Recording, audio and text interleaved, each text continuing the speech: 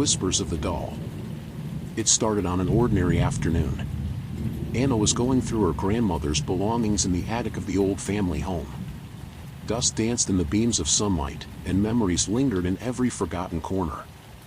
In a small wooden box tucked away behind an old chest, she discovered a porcelain doll.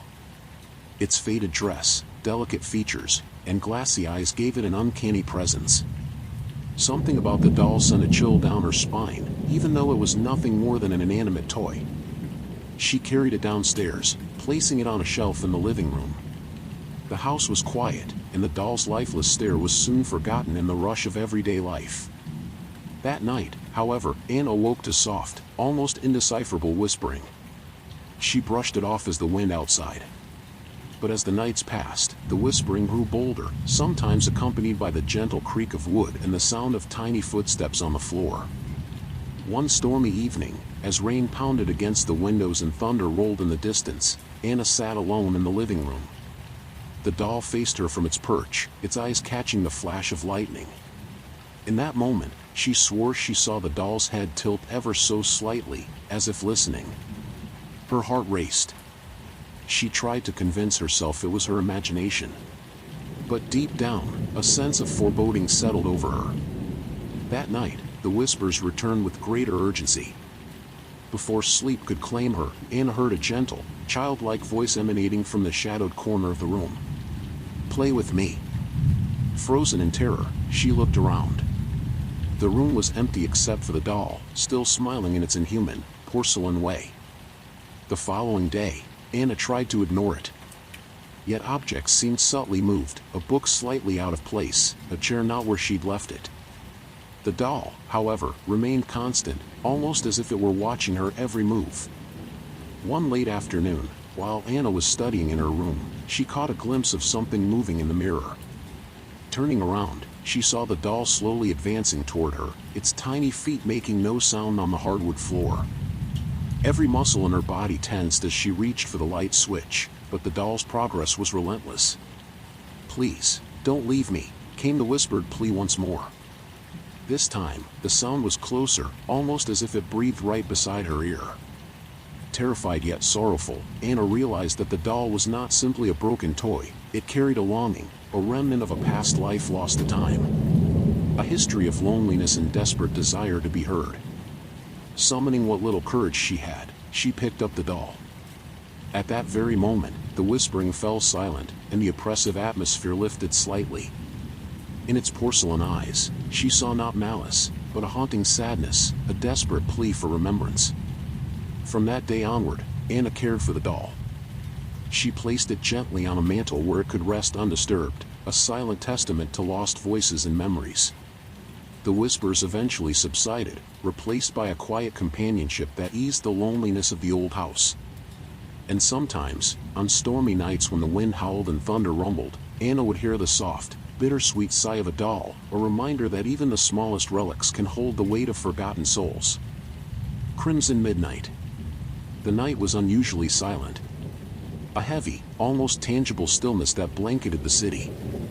In the depths of midnight, under a sliver of a crescent moon, Evelyn drove down the lonely road that led her far from the familiar streets. She had heard the rumors of a hidden estate on the outskirts. A place whispered about in dark corners, where time itself seemed to stand still. Curiosity, mixed with a subtle dread, pushed her to follow the winding route toward the unknown.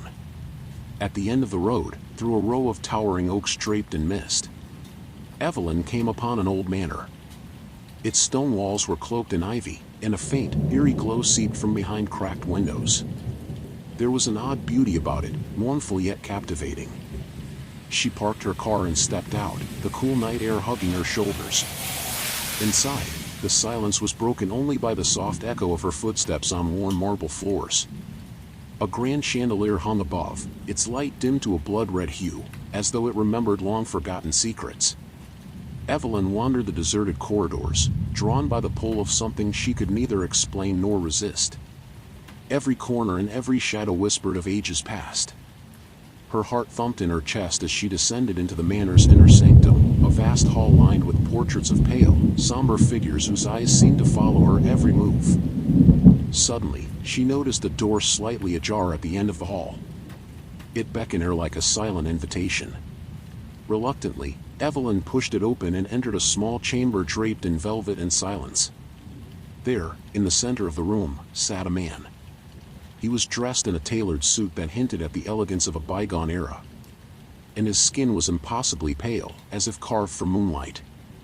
His eyes, dark and endless, met hers with an intensity that made time seem to slow. "Welcome," he said, his voice low and velvety, carrying the weight of centuries. In that moment, Evelyn felt as though she were standing on the threshold of forever, caught between the mortal world and one ruled by ancient hunger. The man rose gracefully, and with each step he took, the temperature dropped further. He moved with a preternatural calm, as if every movement was measured by the passing centuries. "Do not be afraid," he continued, "for tonight, you shall see the truth hidden in the shadows." Evelyn's mind raced. Had she willingly stepped into the arms of a legend? Or was this fate weaving its dark tapestry around her? Before she could utter another word, the man extended his hand. With a mixture of trepidation and wonder, she placed her hand in his. Immediately, a surge of cold, dark energy coursed through her veins, as though centuries of memories whispered through her very soul. "By accepting, you have embraced the night," he murmured. "In this realm, we are bound by blood and secrets. There is beauty in darkness, and within these walls, immortality awaits." The silence deepened as the mansion seemed to pulse with an unearthly rhythm, a heartbeat that echoed softly through the corridors of time. Evelyn knew that her life would never be the same. She would walk among shadows now, an unwilling pilgrim to an eternal night. A part of the crimson midnight, a promise written in the language of silence and longing. And as the manor's doors closed behind her, the night resumed its quiet vigil, holding the secrets of the immortal within its endless embrace. The silent observer. It was a foggy night, dense mist rolling in from the distant hills and cloaking the quiet town in a shroud of mystery. Daniel drove slowly down an old country road, the only light coming from his headlights slicing through the gloom. Every so often, the mist would part to reveal a glimpse of twisted trees or a lonely farmhouse, but tonight, something felt different. He sensed he was not entirely alone. As he rounded a bend, he spotted a figure standing beside the road. At first, it seemed like a passerby waiting for a ride. But the figure was motionless, its outline blurred by the fog, as if it were part of the night itself. Daniel pulled over, curiosity overcoming his caution. He stepped out of his car, the cool air nipping in his skin, and walked toward the figure. Drawing closer, he saw that the person was dressed in old-fashioned clothes, a faded suit, a hat tilted at a jaunty angle that now looked out of place in modern times. The figure's face was hidden in shadow, yet there was an unspoken sadness in its stillness. "Hello?" Daniel called softly, his voice almost swallowed by the mist. There was no reply, only silence. He reached out, half expecting the figure to step aside, but it remained, as if waiting. Then, in a voice that was barely a whisper, Daniel heard words that seemed carried on the wind. "Stay with me." Startled, he spun around. The road behind him was empty, the fog undisturbed, but the voice lingered in the air like a memory. Back in his car, Daniel sat for a moment, trying to piece together what he had experienced. Was it just the loneliness of the night playing tricks on his mind? Or had he truly encountered a spirit, one reaching out from the past? Unable to shake the feeling, he resumed driving. But no matter how fast he went, the silence and the sense of being watched clung to him. Every time he glanced in the rearview mirror, he thought he saw that same figure, slowly following his car until it disappeared into the fog. It wasn't until Daniel reached the outskirts of town that the presence faded, leaving only unanswered questions. That night, after hours of fitful sleep, Daniel decided to return to the place where he'd seen the silent observer. He parked at the same bend and stepped back into the cool mist, determined to confront what had called to him. As he approached, the air grew colder, and the contours of the figure became more defined. It stood beneath an old oak tree, its eyes hidden beneath the brim of the hat. "Why do you call to me?" Daniel asked, his voice steadier this time. For a long moment, there was no answer, just the quiet murmur of the wind. Then, as if compelled by a duty beyond his own understanding, the figure slowly raised a hand. In that gesture, Daniel felt a surge of longing, a burden of sorrow that had transcended time.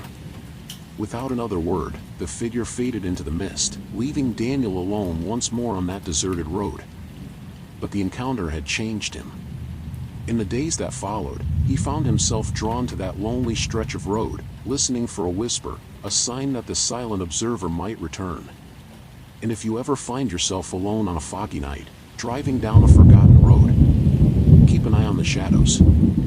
For sometimes, in the silence, a gentle call may reach out from beyond. The Midnight Caller. It was a quiet night, silent except for the distant hum of city lights. Mark sat in his living room, the only sound the steady tick of an old clock. At exactly midnight, the phone rang. The ringtone was soft, almost forgotten. Mark hesitated before answering, unsure if he was prepared for what might come. "Hello," he said in a hushed tone. There was no immediate reply. Only heavy breathing, like someone trying to control their panic. "Who's there?" Mark asked, his voice trembling slightly. A whisper crackled through the line. "Mark, I've been waiting." The voice was familiar, yet distant, like an echo from long ago. Mark's heart skipped a beat. He couldn't place the sound. It was as though it were coming from deep within the shadows of memory. He tried to speak, but the line went silent. After a long, agonizing pause, it rang again. This time, he picked up immediately. "Please, help me," the voice pleaded, barely audible over static. It was soft, a sorrow that tugged at the edges of his consciousness. Mark felt a chill run through him. He remembered fragments from his past, a promise made long ago, a loss he had never fully embraced. The voice was hauntingly familiar, yet impossible to place. He recalled the stories of a friend lost under mysterious circumstances, the whispers of an unresolved tragedy. Could it be? Was this ghostly echo calling him back to a memory he had suppressed? The call continued in broken sentences, each phrase heavy with regret. "Find me, I'm waiting, and finally, I can't rest." At one point, Mark heard a soft sound, a cry, perhaps, then silence returned. Each word was measured, deliberate, as if the caller chose every syllable with care. Mark, almost compelled by the unbearable sorrow in that voice, felt an inner pull, an invitation to confront the past.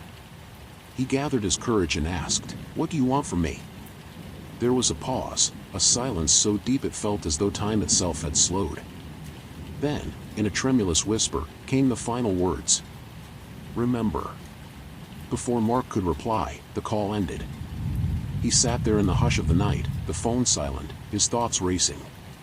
In the days that followed, little things began to shift in his world.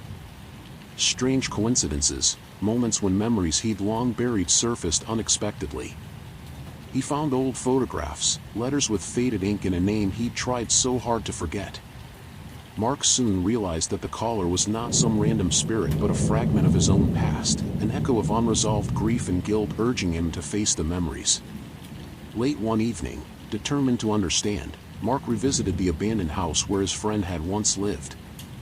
There, in the quiet of an empty room, he found a message etched into the wall. "Remember the promise. Set us free." A surge of emotion overwhelmed him. At that moment, the ghostly recollection of that midnight call became clear. He had once vowed to care for those who had lost their way. Now, that promise beckoned him to reconcile with what had been left behind. The phone never rang again. But in the silence that followed, Mark felt a peaceful presence, an end to the haunting echoes of regret. And as the days turned to months, he carried that memory not as a source of pain, but as a quiet reminder of the promises we keep, even in the darkness. If you liked it, please leave a like and or subscribe. Thank you.